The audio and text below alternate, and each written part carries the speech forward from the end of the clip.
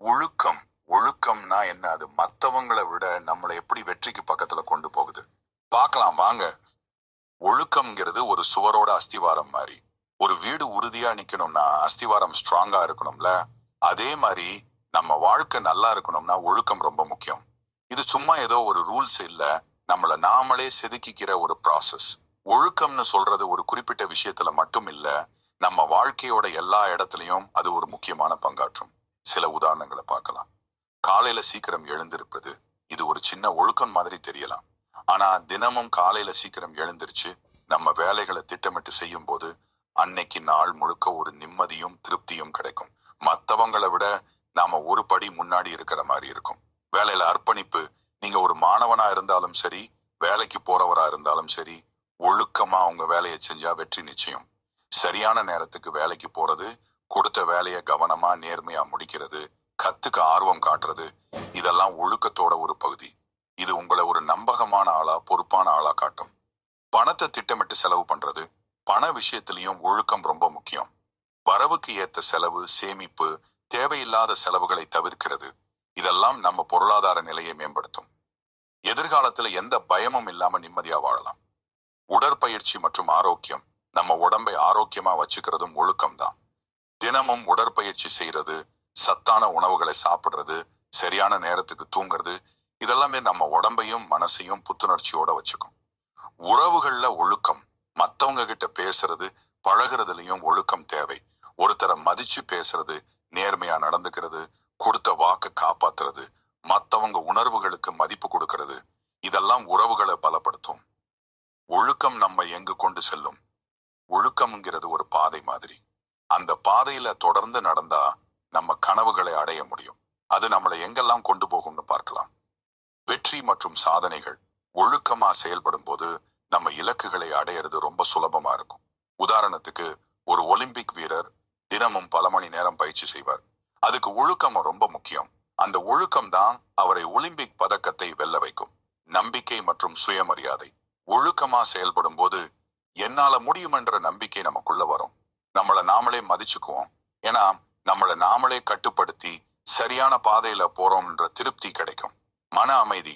வாழ்க்கையில நிறைய சவால்கள் வரலாம். ஆனா ஒழுக்கமா இருக்கிறவங்களுக்கு அந்த சவால்களை சமாளிக்கிறதுக்கு தேவையான மன உறுதி இருக்கும். திட்டமிட்டு செயல்படுறதால ஒரு நிம்மதியும் மன அமைதியும் கிடைக்கும்.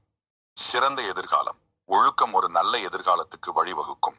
நல்ல ஆரோக்கியம், பொருளாதார ஸ்திரத்தன்மை, நிறைவான உறவுகள்னு ஒரு முழுமையான வாழ்க்கைக்கு ஒழுக்கம் தான் அடிப்படை.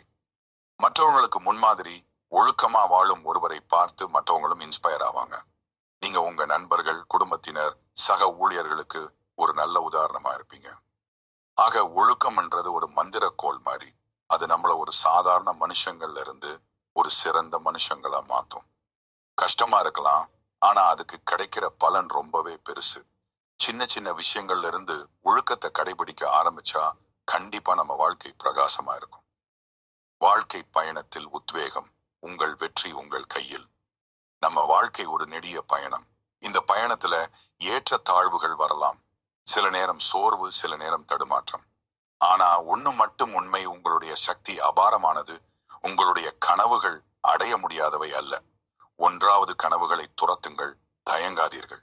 ஒவ்வொரு பெரிய கண்டுபிடிப்புக்கும், ஒவ்வொரு மாபெரும் சாதனைகளுக்கும் பின்னாடி ஒரு சின்ன கனவு தான் இருந்திருக்கும். உங்க மனசுல என்ன கனவு இருந்தாலும் அதை லட்சியமா மாத்துங்க. முடியுமா? என்னால ஆகுமா? இன்னும் தயங்காதீங்க.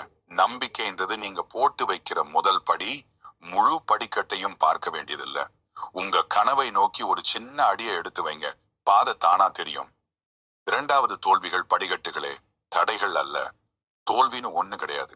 கத்துக்கிறதுக்கான பாடம் தானே அது. நீங்க விழுந்தா அது எழுந்திருக்கிறதுக்கான வாய்ப்பு. ஒரு முறை முயற்சி செஞ்சு முடியலையா? பரவாயில்ல.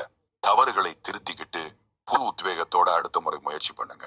தாமஸ் எடிசன் ஆயிரக்கணக்கான முறை முயற்சி செஞ்சுதான் பல்ப் கண்டுபிடிச்சாரு. நீங்களும் முயற்சி செஞ்சுக்கிட்டே இருங்க. ஒரு நாள் கண்டிப்பா வெற்றி கிடைக்கும். தோல்விகளை நினைச்சு துவண்டு போறது உங்க வெற்றியை தள்ளி போடும். மூணாவது, ஒவ்வொரு நாளும் ஒரு புதிய வாய்ப்பு. நேற்றைய சோர்வு, கவலை எல்லாத்தையும் தூக்கி எறிஞ்சிடுங்க. ஒவ்வொரு சூரிய உதயமும் ஒரு புதிய தொடக்கம். புதுசா கத்துக்க, புதுசா முயற்சி செய்ய, நேத்து செஞ்ச தவறுகளை சரி செய்ய ஒரு பொன்னான வாய்ப்பு. உங்க கிட்ட இருக்க ஒவ்வொரு நாளையும் ஒரு பரிசா நினைச்சு பயன்படுத்துங்க. சின்ன சின்ன வெற்றிகளை கூட பாராட்டுங்க. அதுவே உங்க மனசுக்கு புது தெம்ப கொடுக்கும். 4, உங்க பலம் உங்களுக்குள்ளேயே இருக்கு. உங்களுக்குள்ள என்னென்ன திறமைகள் இருக்குன்னு உங்களுக்கு தெரியுமா? ஒரு முறை உட்கார்ந்து யோசிச்சு பாருங்க. உங்க பலம் என்ன? எதை நீங்க நல்லா செய்வீங்க? உங்க பலத்தை நம்புங்க. அதை மெருகேத்துங்க. உங்களை மத்தவங்க கூட ஒப்பிட்டு பார்க்காதீங்க. ஒவ்வொருத்தருக்கும் ஒரு தனித்துவம் இருக்கு. உங்களுடைய தனித்துவத்தை புரிஞ்சுக்கிட்டு அதை உலகத்துக்கு காட்டுங்க. நீங்க உங்களை நம்பினா உலகமே உங்களை நம்பும். 5, சின்ன சின்ன செயல்களில் பெரிய மாற்றம். பெரிய இலக்குகளை அடைய பெரிய விஷயங்களைத்தான் செய்யணும்னு அவசியம் இல்லை. தினமும் ஒரு சின்ன முன்னேற்றம் போதும். ஒரு புத்தகம் படிக்கிறது, ஒரு புது திறன் கத்துக்கிறது, காலையில சீக்கிரம் எழுந்திருக்கிறது, உடற்பயிற்சி செய்யறது, இதெல்லாம் சின்னதா தெரியலாம். ஆனா இந்த சின்ன சின்ன ஒழுக்கமான செயல்கள் தான் காலப்போக்குல பெரிய மாற்றத்தை கொண்டு வரும். ஒரு பெரிய கட்டிடமும் ஒவ்வொரு செங்கல்லால தான் உருவாகுது. 6வது நம்பிக்கையுடன் இருங்கள். விடாமுயற்சியோடு செயல்படுங்கள். வாழ்க்கை சில சமயங்களில் சவாலாக இருக்கலாம். ஆனா நம்பிக்கையை மட்டும் இழக்காதீங்க. உங்க மேல நம்பிக்கை வைங்க. நீங்க என்ன செய்றீங்களோ அதுல ஒரு உறுதியான நம்பிக்கை இருக்கணும். அதோட விடாமுயற்சியையும் சேர்த்துக்கோங்க. தொடர்ச்சியான முயற்சி தான் உங்க இலக்குகளை அடையறதுக்கு ஒரே வழி. என்ன நடந்தாலும் நான் இதை சாதிச்சே தீருவேனுங்கிற மனப்பான்மை தான் உங்களை முன்னே கொண்டு போகும்.